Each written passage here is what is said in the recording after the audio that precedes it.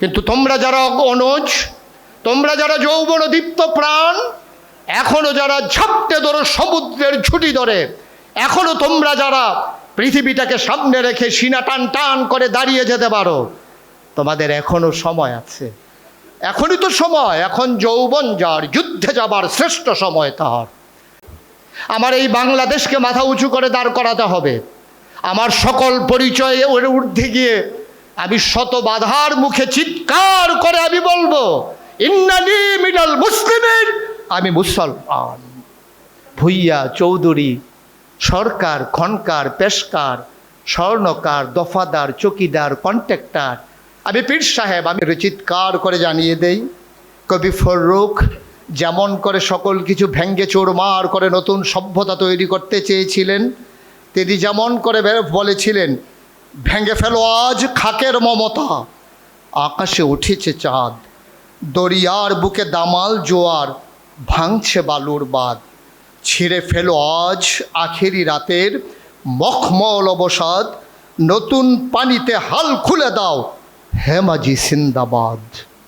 আসো সবাই মিলে আমরা হাল খুলে পাল তুলে আমরা বজ্র কঠিনভাবে নিজেদের শক্ত হাতে আমরা মাঝি মাল্লার ভূমিকায় গিয়ে ইসলাম নামক তরিটাকে আমরা পৃথিবীর দিক বিদিক ছুটিয়ে সকল মানুষকে মুক্তির আস্বাদ দিয়ে তবেই আমাদের বিশ্রাম। এর আগে বিশ্রাম নেব না, নিতে পারি না। ইসলামের বিভিন্ন গুরুত্বপূর্ণ বিষয়গুলো নিয়ে ইউনিভার্সিটিগুলোতে চর্চা হবে, আমরা কথা বলার সুযোগ পাব। এটা সত্যিই মহান রব্বুল আলামিনের পক্ষ থেকে এক মহা অনুগ্রহ। আমি শ্রদ্ধার সাথে স্মরণ করছি তাদেরকে যারা এই বিরাট সুযোগটুকুন তাদের জীবনের বিনিময়ে, প্রতি ফোঁটা রক্তের বিনিময়ে আমাদেরকে এনে দিয়েছেন। আজকের হামদাদ ইউনিভার্সিটি অফ বাংলাদেশ তাদের আয়োজনে যে আয়োজন, এই অনুষ্ঠান, আমি সত্যি অভিভূত, আমি মুগ্ধ, আমি প্লিজড এজন্যে যে আধুনিক ভাবধারায় ঘরে ওঠা ছেলেরা আজকে দিনের কথাগুলো শুনতে পারছে, জানতে পারছে। আজকের এই আয়োজনটা আমি ভাষার ফ্রেমে আবদ্ধ করব না। ইংরেজ দার্শনিক খুব মজা করে বলেছিলেন, the best and the most beautiful things in this world can not be seen or even touched, the must be felt with the heart. পৃথিবীতে এমন অনেক জিনিস আছে না যায় ধরা, না যায় ছোঁয়া, উপলব্ধি করতে হয় হৃদয় দিয়ে। আজকের এই আয়োজন আমি ভাষার ফ্রেমে আবদ্ধ না করে হৃদয়ের মণিকুঠায় জায়গা করে রেখে দিলাম। কর্মব্যস্ততার মাঝপথে পিচ ডালায় পথ ধরে কখনো চিটাগংয়ের দিকে, কখনো ঢাকার দিকে যখন যাব, ঘাড় ফিরিয়ে যেন মনে হয় আমি এখানেই এসেছিলাম, আমি এখানেই কথা বলেছিলাম। প্রিয় উপস্থিতি, কি অবস্থায় তিনি এসেছিলেন, বিশ্ব তখন কেমন করে তাকে গ্রহণ করার জন্য প্রস্তুতি নিয়েছিল। গোটা পৃথিবী যে ছিল ঝঞ্ঝা বিক্ষুব্ধ, মনে হচ্ছিল বৃষ্টির অভাবে গোটা পৃথিবী যেন মরুপ্রান্তরে পরিণত হয়েছে। গাছের পাতাগুলো পড়ে গিয়ে ঝরে গিয়েছিল, ডালাগুলো মরে গিয়েছিল, নিষ্প্রাণ হচ্ছিল সবুজ শ্যামল পৃথিবী। অপেক্ষা ছিল দুফোঁটা বৃষ্টির। গোটা মানবতা ছিল ধ্বংসের দ্বার প্রান্তে। একটা মহামানবের আবির্ভাব খুব বেশি প্রয়োজন অনুভব হচ্ছিল সবার কাছে। গোটা মানবতা হাহাকার করছিল, তিনি কখন আসবেন, তিনি কবে আসবেন, তিনি কখন আমাদের অন্ধকার থেকে আলোতে নিয়ে আসবেন, অমানিসার মাঝে তিনি কখন চতুর্দশী পূর্ণিমার চাঁদ হয়ে হাসবেন। অপেক্ষার প্রহর যেন গুনতেছিল, রাত পোহাচ্ছিল না, সময় যাচ্ছিল খুব ধীর গতিতে। আল্লাহ তাবারক ওয়া তাআলা ঘোষণা দিয়ে দিলেন, পাঠিয়ে দিলেন তাকে, আর তিনি আসলেন হেরার রশ্মি নিয়ে এই মানবতার মাঝে মানুষের চারিত্রিক উৎকর্ষতার জন্যে তিনি আসলেন। তিনি দেখলেন, তিনি মানুষের মাঝে বিচরণ করলেন, হৃদয়ে আন্দোলন তৈরি করলেন, তিনি গড়ে দিলেন ভেঙে পড়া সেই প্রাসাদগুলোকে তিনি নতুন করে আবার ফাউন্ডেশন দিলেন। তিনি মানবতার উচ্চ শিখরে নিয়ে গেলেন সেই প্রাসাদগুলোকে। তিনি তিল তিল করে আবার জানিয়ে দিলেন একেই মানুষ বলে। কেমন করে তা সম্ভব হয়েছিল? যেমন করে আল্লাহ তাকে পরিচয় করিয়ে দিয়েছিলেন, তাকে পাঠানোর সময় আল্লাহ তাবারক ওয়া তাআলা তার পরিচয় তুলে ধরেছিলেন এমন করে, ওয়ামা আরসালনাকা ইল্লা রাহমাতাল লিল আলামিন। তিনি তো সেই যিনি গোটা জগৎবাসীর জন্য রহমত। আর এই রহমতের ধারাটা কেমন ছিল কুরআনুল কারীমে অন্য জায়গায় আরও সুন্দর করে তিনি ব্যাখ্যা বিস্তৃত সহকারে বলে দিলেন, ফাবিমা রাহমাতিম মিনাল্লাহি লিনতা লাহুম ওয়ালাউ কুনতা ফাজ্জান গালিজাল কলব লানফাদ্দু মিন হাওলিক ফাআফু আনহুম ওয়াস্তাগফির লাহুম ওয়াশাবিরহুম ফিল আমর ফাইজা আযামতা ফাতাওয়াক্কাল আলাল্লাহ ইন্নাল্লাহা ইউহিব্বুল মুতাওয়াক্কিলিন। তিনি আসলেন, ক্ষমা করে দিলেন। তিনি ক্ষমা চাইলেন মানুষের পক্ষ হয়ে মহান প্রভুর কাছে। তিনি সবাইকে নিয়ে পরামর্শের ভিত্তিতে সুন্দর এক সমাজ বিনির্মাণে তিনি ভূমিকা রাখলেন। তিনি প্রত্যাখ্যাত হলেন তার জন্মভূমি থেকে, যেখানে তার জন্ম, তার শৈশব, তার কৈশোর, তার তারুণ্য, তার যৌবন, যেখানে তার বিবাহ, তার নিজের বাড়ি, তার শ্বশুর বাড়ি, মেয়ে বিয়ে দিলেন যে অঞ্চলে, সব কিছু তার নারীর টান যেখানে, বন্ধন যেখানে সুদৃঢ়, মানুষগুলো তাকে তাড়িয়ে বেড়ালো। তিনি আকুতি করলেন, বুঝাতে চাইলেন আমি তোমাদের জন্যই এসেছিলাম, তাকে থাকতে দেওয়া হলো না। মহান প্রভুর নির্দেশে তিনি তার মাতৃভূমিকে ছেড়ে চলে যাওয়া লাগলো মদিনায়। বন্ধুগণ, তিনি কেমন করে বিশ্ব জয় করলেন? তিনি যেমন করে বিশ্ব জয় করেছেন, মনে রাখবেন একটা মানুষের কথা, তার কর্ম দেখার আগে মানুষ তার সুরত দেখে। সুরত এক বিশাল ইফেক্টিভ বিষয়। প্রথম দর্শনেই যাকে মনে ধরে যায় তার কথাগুলো হৃদয় গ্রাহী হয়। তিনি তেমনই ছিলেন।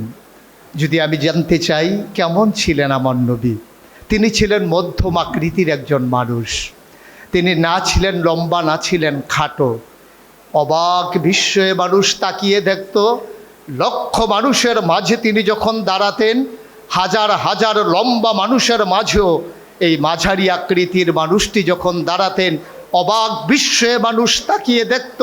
সবার উপরে তার মাথা মোবারক দেখা যায়। সবাইকে পেছনে ফেলে, সবাইকে নিচে ফেলে তার মাথা মোবারক সবার উপরে দেখা যায়।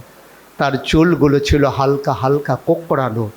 তৈল দিয়ে কখনো বা চুলগুলো যখন আঁচড়াতেন, অবাক বিস্ময়ে মানুষ তাকিয়ে দেখত। মনে হতো চুলের মাঝে যেন মৃদুমন্দ ঢেউ দেখা যায়। কপাল ছিল তার চওড়া, ভ্রুগুলো ছিল তার জোড়া ভ্রু। তার চোখের পাতাগুলো ছিল গোলাপি রঙের এক একটা পাপড়ির মতো। কখনো বা যখন তিনি চোখের পলক ফেলতেন, অবাক বিস্ময়ে মানুষ তাকিয়ে দেখত। মনে হতো মৃদুমন্দ বাতাসে ফুটন্ত গোলাপের এক একটা পাপড়ি যেন দোল খাচ্ছে। তার চোখের সাদা অংশ ছিল রক্তিমাভ সাদা, কালো অংশ ছিল তার কৃষ্ণ কালো। কখনো বা যখন তিনি চোখের পলক ফেলতেন, মানুষগুলো অবাক বিস্ময়ে তার দিকে তাকিয়ে থাকতেন। তার নাক ছিল খাড়া, নাকের ছিদ্রগুলো ছিল ছোট ছোট, আর ঠোঁটগুলো ছিল তার গোলাপি রঙের। ঠোঁটের উপরেই ছিল তার চিকন সরগোফ।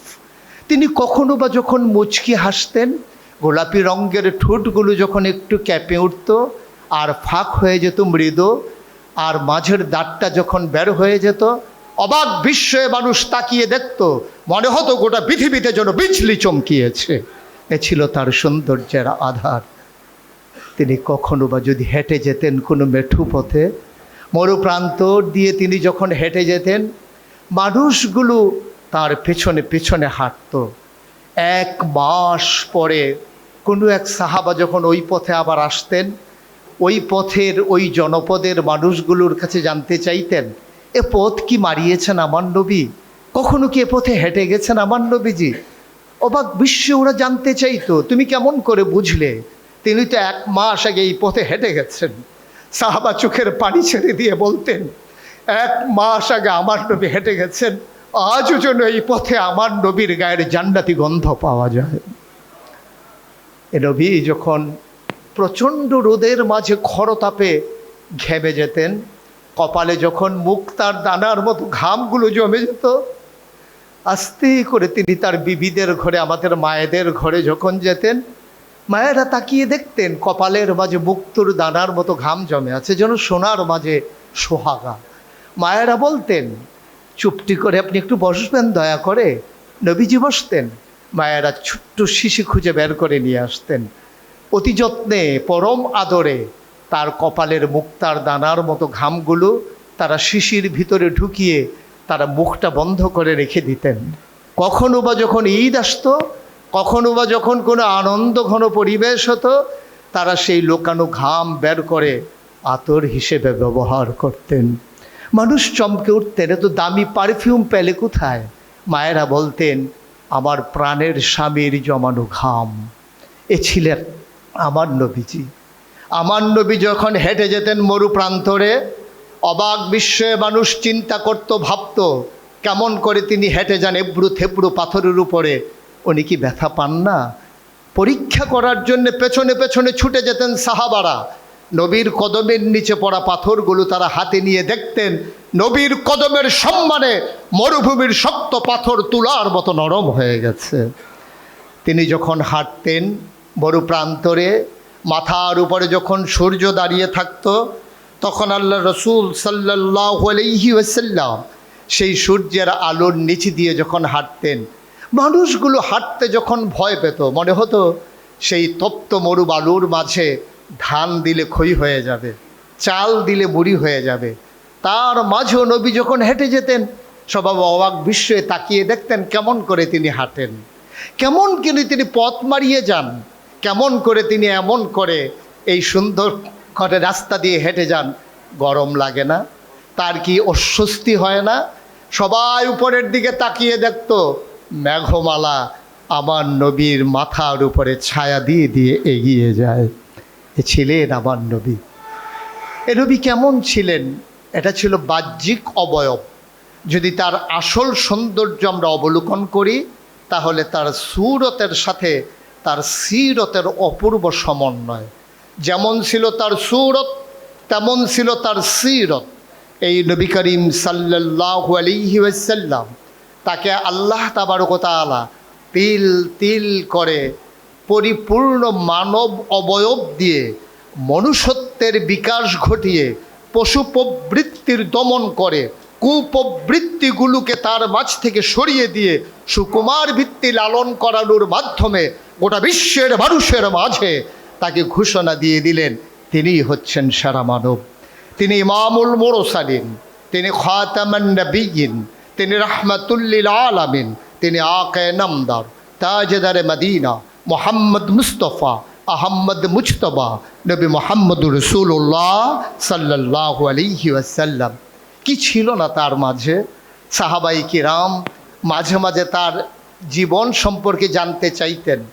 সে তো অনেক দিন আগের কথা না, মাত্র ১৫০০ বছর আগের কথা। সাহাবারা ছুটে গেলেন আম্মাজান আয়েশা রাদিয়াল্লাহু তাআলা আনহার ঘরের কিনারে, গিয়ে সালাম দিলেন, আম্মা, ও আম্মা, জানতে চাই, আমরা যেমন করে নবীকে দেখি, আপনি তো তার চাইতে বেশি দেখেন। আমরা দেখি কখনো কখনো, আপনি দেখেন পুরো সময়টা জুড়ে। আম্মা, আপনি কি বলে দেবেন আমার নবীজি কেমন মানুষ ছিলেন? তিনি চমকে উঠলেন, তিনি থমকে দাঁড়ালেন, তিনি আশ্চর্যান্বিত হয়ে বলতে চাইলেন, তোমরা কি কোরআন পড়ো না? তোমাদের কাছে কি কোরআন নাই? কোরআন পড়ো, কোরআন বুঝো, কোরআন পড়ে পড়ে দেখো, গোটা কোরআনটাই হচ্ছে আমার নবীর চরিত্র, খুলুকুহুল কোরআন। গোটা কোরআনটাই তার জীবন চরিত্র। কোরআনের ভিতরে এমন একটা আদেশ নাই যেটা আমার নবী মানেন নাই। কোরআনের ভিতরে এমন একটা নিষেধ নাই যেটা আমার নবী ছাড়েন নাই। তিনি ছিলেন কোরআনের বাস্তব নমুনা। তিনি ছিলেন প্র্যাকটিসিং মুসলিম।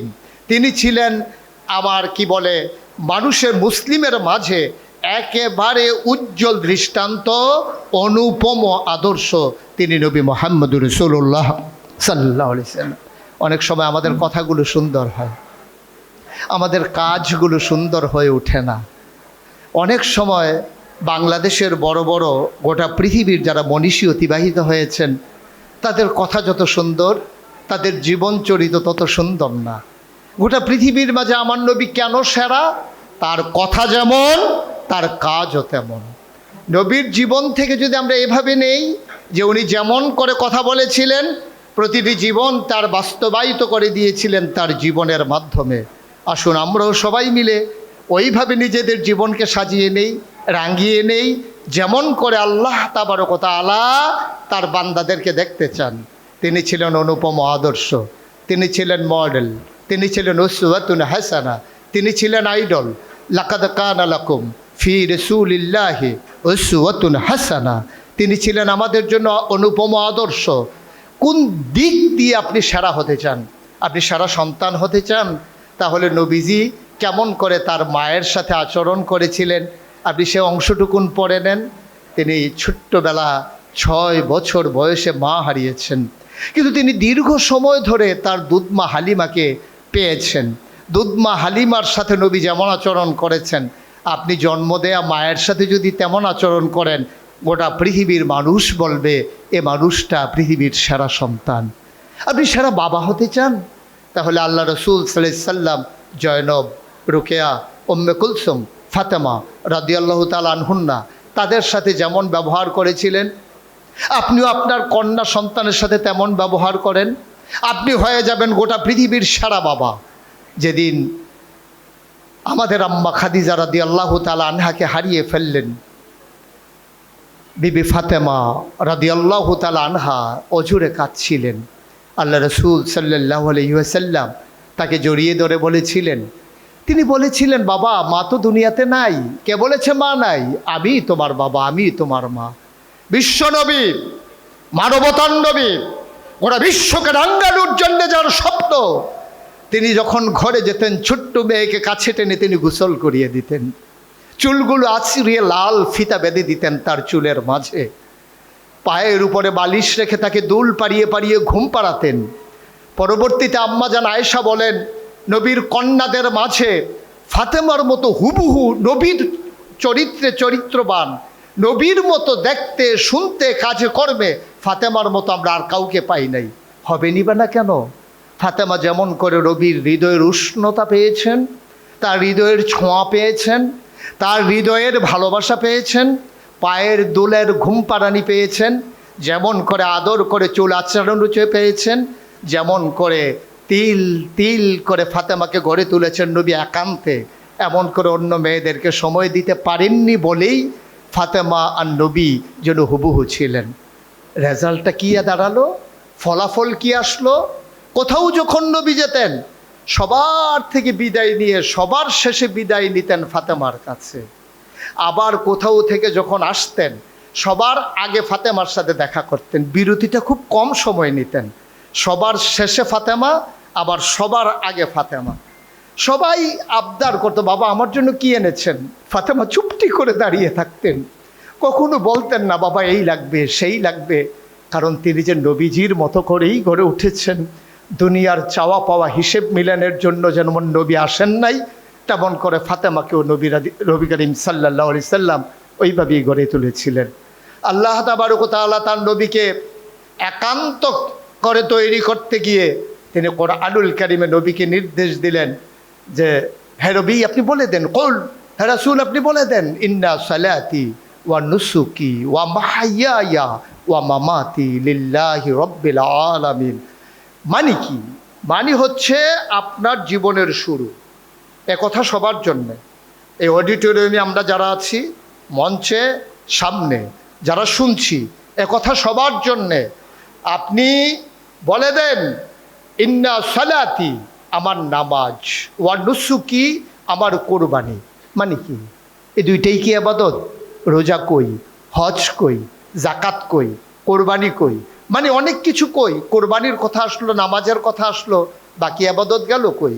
মুফাসসিরিনে কেরাম ব্যাখ্যা দিয়েছেন যে নামাজ আর কোরবানি এর মাঝে যা কিছু আছে, অর্থাৎ আমার সকাল, আমার সন্ধ্যা, আমার রান্নাঘর, আমার সংসদ, আমার ইন্টারন্যাশনাল রিলেশন, আমার চাকরি, আমার ব্যবসা, আমার ঘুম থেকে ওঠা, আমার ঘুমোতে যাওয়া, আমার জন্ম, আমার মৃত্যু, লিল্লাহি রাব্বিল আলামিন, সকল কিছু কেবলমাত্র শুধুমাত্র একমাত্র আল্লাহ রাব্বুল আলামিনের জন্যে।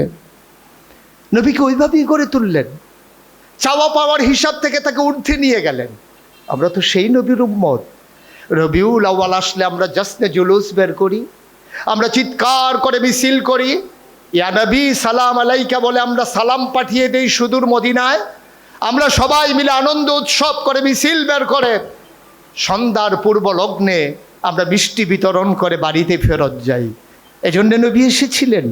শুধুই কি আনন্দ, শুধুই কি কেক কাটা, শুধুই কি তার জন্মদিন? গোটা 63 বছরের জিন্দেগি আমাদের জন্য এক অনুপম আদর্শ। যেমন করে আল্লাহ বলেছেন, বলে দেন আমার নামাজ আমার কুরবানি, ওয়া মাহইয়া ওয়া মামাতি, আমার জীবন আমার মরণ, অর্থাৎ জন্ম থেকে মৃত্যু এর মাঝে যা কিছু আছে, আমার চাকরি, আমার ব্যবসা, আমার লেনদেন, আমার উঠা বসা, আমার চলাফেরা, আমার অর্থনীতি, আমার রাজনীতি, আমার যা কিছু শুধুমাত্র কেবলমাত্র একমাত্র লিল্লাহি রাব্বিল আলামিন।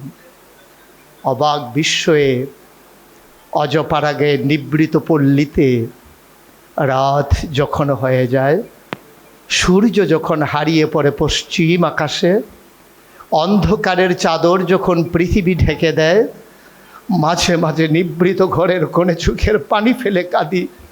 এ ঝঞ্ঝা বিক্ষুব্ধ পৃথিবীতে মানবতা আজকে যখন ভুলণ্ঠিত, মুসলমানের জীবন যখন মশার জীবনের চাইতে আরও বেশি কম দামি, মানুষগুলো যখন আজকে এক একটা গিনিপিকের মতো হয়ে গেছে, মানুষকে নিয়ে যখন আজকে পরীক্ষামূলক প্রচারণা চলছে, কেমন করে বোমা ফেললে কতজন মানুষ মরে, আমার মুসলমানের উপরে বোমা মেরে যখন পরীক্ষা করা হয়, যেমন করে আজকে ভারতের কাশ্মীরের ঝিলাম নদীর পানি স্বচ্ছ স্ফটিকের মতো পানি, ডালিম দানার রসের মতো পানি আজকে যখন মুসলমানের রক্তে রঞ্জিত, আমার নাফ নদীর পানি যখন আরাকানের মুসলমানের রক্তে রঞ্জিত, আজকে যখন ফিলিস্তিনের মরু প্রান্তর আমার ছোট্ট শিশুর রক্তে যখন আজকে মরুভূমির সাদা বালুগুলো লাল হয়ে গেছে, আমার মা আমার দর্শিতা বোনের চিৎকারে আকাশ বাতাস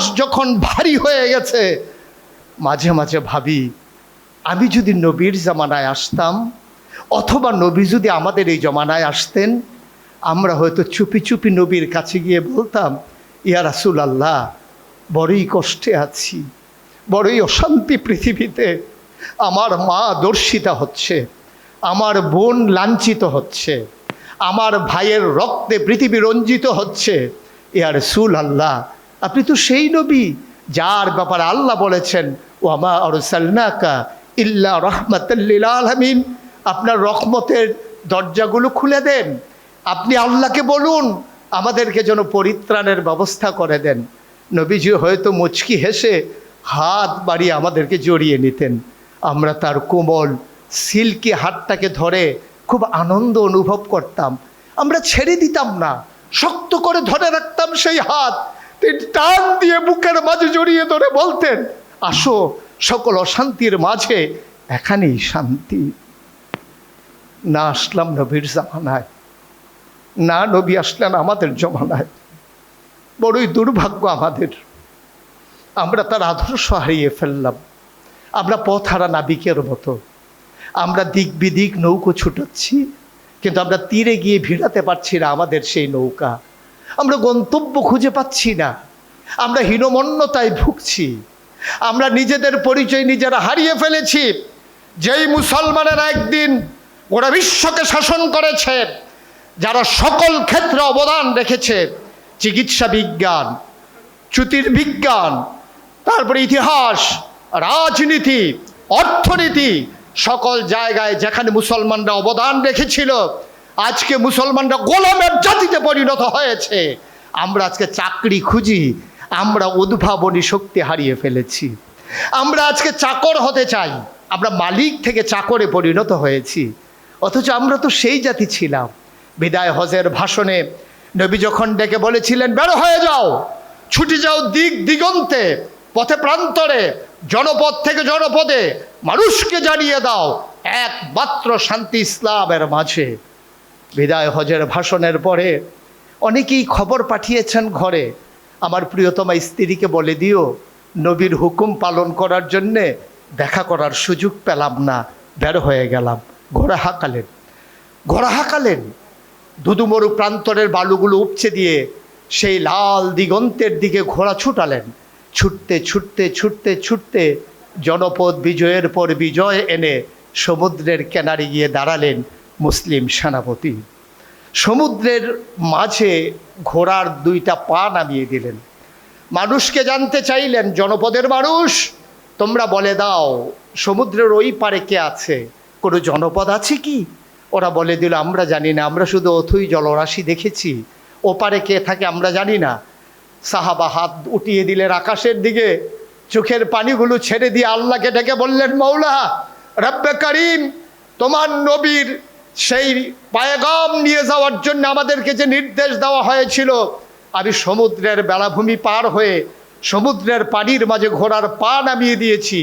জনপদ বলতে পারেন ওই পারে কি আছে, ওরা যদি বলতো ওই পারে আরেকটা জনপদ আছে, খোদার কসম আমি এই সমুদ্র ঝাপটে ধরে আমি ঘোড়া চড়িয়ে ওই জনপদে চলে যেতাম দ্বীনের মশাল দিয়ে। আমরা তো সেই মুসলমান ছিলাম। আমাদের দৃষ্টিভঙ্গিগুলো কেন যেন একেবারে ঘর থেকে ঘরে, ঘর থেকে ঘরে, ঘর থেকে ঘরে, আকাশের নিচ থেকে ঘরের ভেতরে, ঘরের ভেতর থেকে সন্দুকের ভিতরে, সন্দুকের ভেতর থেকে কৌটার ভিতরে চলে গেছে আমাদের স্বপ্ন।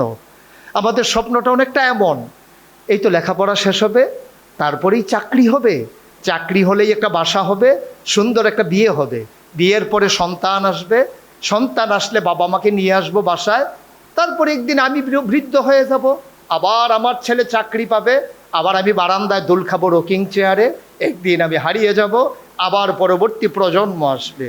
এই জন্য আমাদের পথ চলা একটা গণ্ডির ভিতরে, যেমন করে সূর্যকে প্রদক্ষিণ করে গ্রহগুলো, আর আমরা যেন আজকে প্রদক্ষিণ করছি গোটা পৃথিবীটাকে নিজের বিত্ত বৈভব আর চিত্তের উৎকর্ষতার জন্যে।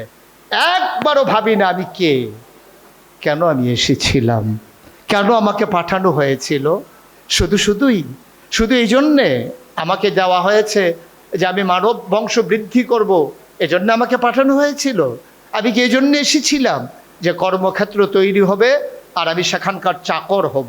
আমি কি এই জন্য এসেছিলাম ইউনিভার্সিটির পর ইউনিভার্সিটি হবে, কোলাহল হবে, ছাত্রদের পাশ করে বের হয়ে যাবে, চাকরি খুঁজবে, এই ছিল মানব চক্র।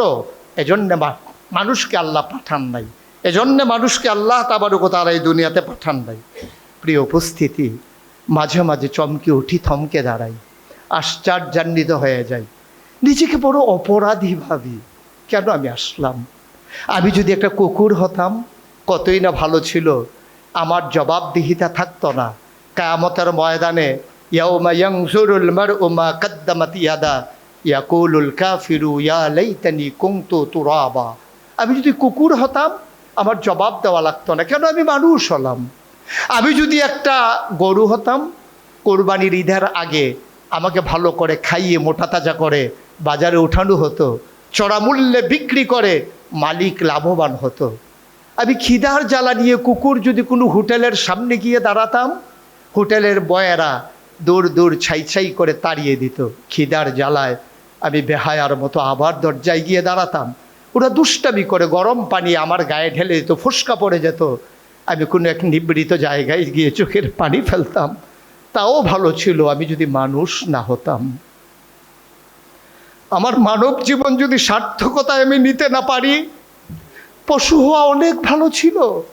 সেই দিন আল্লাহ বলতেন কুনু তুরাবা, তোমরা সব মাটি হয়ে যাও, হিসাব নিকাশের কোনো পাত্তাই থাকতো না।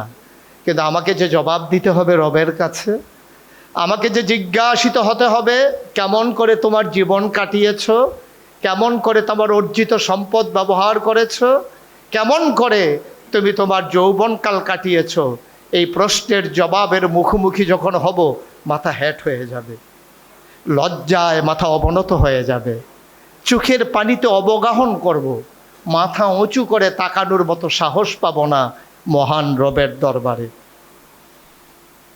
আমি স্বপ্ন দেখি তাদের চোখে যারা আমার সামনে বসে আছে। আমি ভাবতে শিখি তাদের হৃদয় দিয়ে যারা নতুন প্রজন্ম, আমার পরে যারা অনুজ। আমরা যারা অগ্রজ, আমরা বয়সের ভারে নজ হয়ে গেছি। আমরা ইচ্ছে করলেই আর দৌড়াতে পারি না, ইচ্ছে করলেই লাফ দিয়ে আমরা খাল পার হয়ে যেতে পারি না, ইচ্ছে করলেই আমরা গাছের মগ ডালে আর উঠে চড়ে বসতে পারি না, ইচ্ছে করলেই ওই আগের ফুটবল খেলার বলটাকে আর জুড়ে লাথি মারতে পারি না। কিন্তু তোমরা যারা অনুজ, তোমরা যারা যৌবন দীপ্ত প্রাণ, এখনো যারা ঝাপটে ধরো সমুদ্রের ঝুঁটি ধরে, এখনো তোমরা যারা পৃথিবীটাকে সামনে রেখে সিনা টান টান করে দাঁড়িয়ে যেতে পারো, তোমাদের এখনো সময় আছে। এখনই তো সময়, এখন যৌবন যার, যুদ্ধে যাবার শ্রেষ্ঠ সময় তার। আমার এই বাংলাদেশকে মাথা উঁচু করে দাঁড় করাতে হবে। আমার সকল পরিচয়ে ওর ঊর্ধ্বে গিয়ে আমি শত বাধার মুখে চিৎকার করে আমি বলবো, ইন্নানি মিনাল মুসলিমিন, আমি মুসলমান।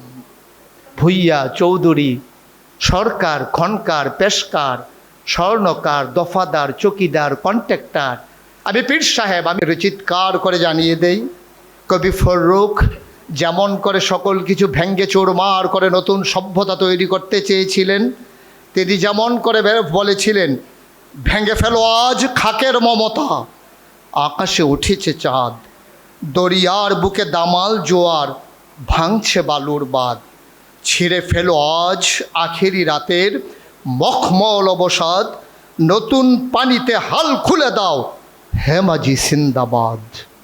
আসো সবাই মিলে আমরা হাল খুলে পাল তুলে আমরা বজ্র কঠিনভাবে নিজেদের শক্ত হাতে আমরা মাঝি মাল্লার ভূমিকায় গিয়ে ইসলাম নামক তরিটাকে আমরা পৃথিবীর দিক বিদিক ছুটিয়ে সকল মানুষকে মুক্তির আস্বাদ দিয়ে তবেই আমাদের বিশ্রাম। এর আগে বিশ্রাম নেব না, নিতে পারি না। সবার জন্য দোয়া করি, সবার কাছে দোয়া চাই। আসসালামু আলাইকুম ওয়া রাহমাতুল্লাহি ওয়া বারাকাতুহু।